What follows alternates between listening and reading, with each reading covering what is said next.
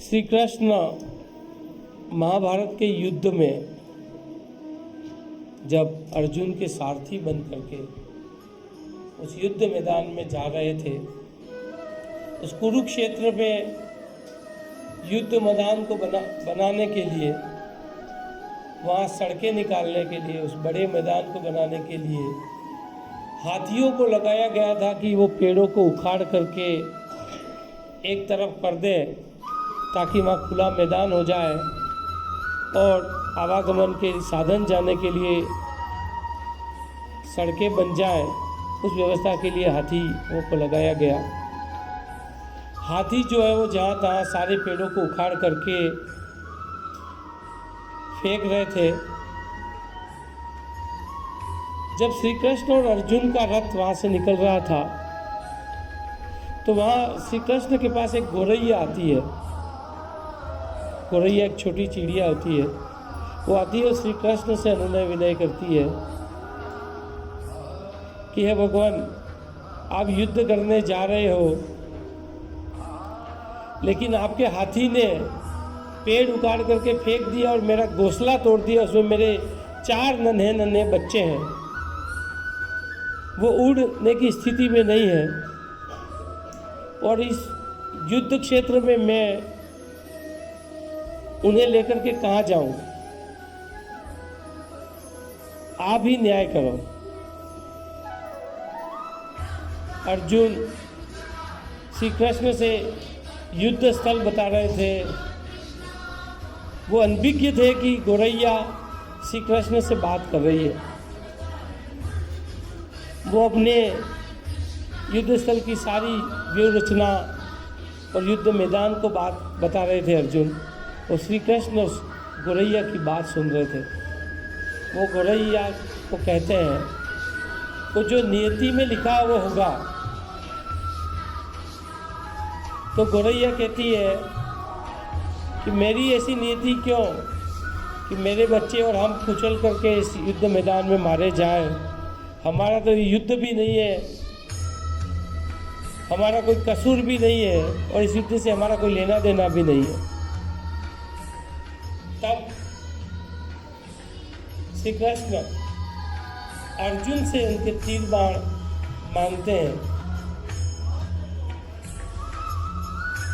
अर्जुन भी बड़ा आश्चर्य करते हैं कि श्री कृष्ण ने तो ये कसम खाई थी कि इस महाभारत के युद्ध में वो धनुष बाण नहीं उठाएंगे, अभी क्यों मांग रहे हैं?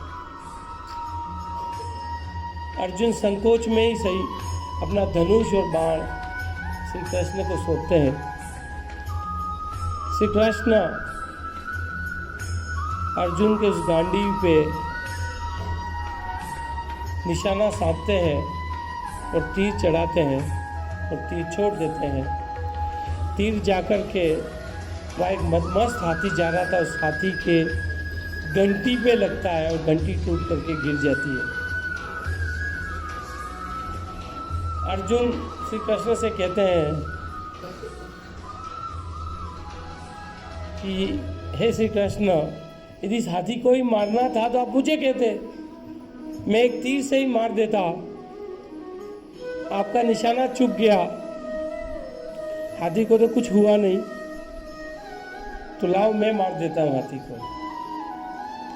और वो श्री कृष्ण का उपहास भी करता है कि भाई आपका निशाना चूक गया, हाथी नहीं मारा।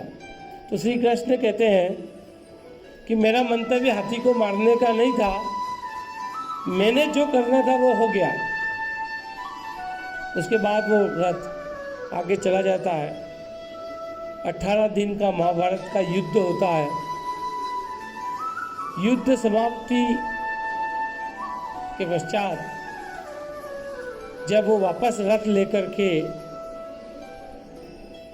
युद्ध मैदान से बाहर निकल रहे होते हैं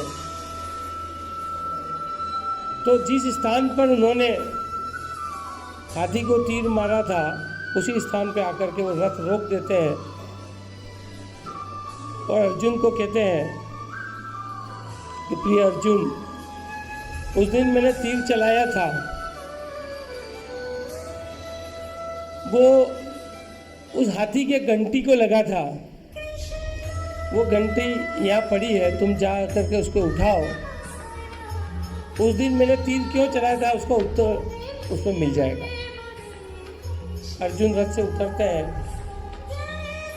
जाके देखते हैं कि उस घंटी को जब वो उठाते हैं तो देखते हैं कि गोरैया और उसके 4 बच्चे जो उड़ने लायक हो गए थे उस घंटी के नीचे से निकलते हैं और उड़ जाते हैं। तो घंटी उठा करके जब अर्जुन आते हैं तो कहते हैं श्री कृष्ण कि मैंने उस दिन वो बाण हाथी को मारने नहीं चलाया था, इस गोरैया और उसके 4 बच्चों को बचाने के लिए किया था। तो नीति भी देखिए कि वो 4 बच्चे और गोरैया उस घंटी के नीचे 18 दिन तक रहे। उनके भोजन की, उनके पानी की व्यवस्था कैसे हुई होगी। आप ये भी देखिए कि नियति ने कैसे व्यवस्था उसको उनके की थी हुई होगी, और वो बच्चे और गोरैया सुरक्षित बच जाते हैं। तो युद्ध के मैदान में भी कैसे करुणा की जा सकती है, कैसे जीवों की रक्षा की जा सकती है, ये बात हमें श्री कृष्ण से सीखनी चाहिए। एक तरफ युद्ध हो रहा है जिसमें हजारों जीवों का नाश होना है, हजारों व्यक्ति मारे गए, हजारों पशु, हाथी, घोड़े मारे गए। उस युद्ध में भी श्री कृष्ण की करुणा जिंदा थी। उन्होंने गोरैया को और 4 बच्चों को जीवन दान दिया। तो युद्ध के मैदान में भी करुणा की जा सकती है, दया की जा सकती है। ये बात श्री कृष्ण सिखाते हैं।